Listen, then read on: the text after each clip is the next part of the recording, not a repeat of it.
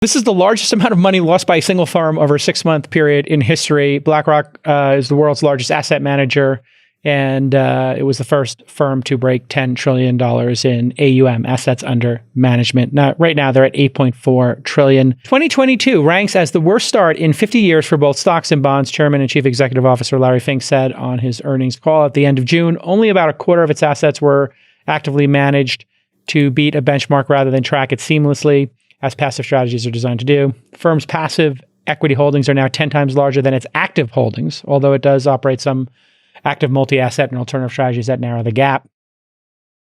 Collapse in bond markets this year has shaken money out of active fixed income funds. Listen, I think there's less than meets the eye here with this. I think this was a headline that was trying to grab attention by saying biggest loss ever. Look, the reason why it was the biggest loss ever is because BlackRock is so big. I mean, and what is BlackRock? It's basically at this point, they're index funds. They're ETFs, they're index funds. Yeah. They just represent market indices.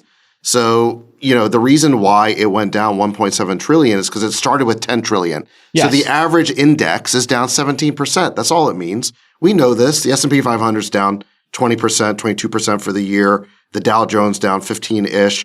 The NASDAQ is down like 30. So this is just reflecting what we already know, which is that the stock market is down this year. Do you think it's another data point to support the idea that active managers, generally speaking, and maybe holistically speaking over time, cannot beat the market, cannot beat indices? I mean, do you have a point of view on that as an investor, Sachs? Well, I think, you're talking about public market investors. I think it's very hard to beat. I think it's very hard to beat the public markets over a long period of time consistently. I just think it is. Now, the contradiction, though, is that if you have no active managers,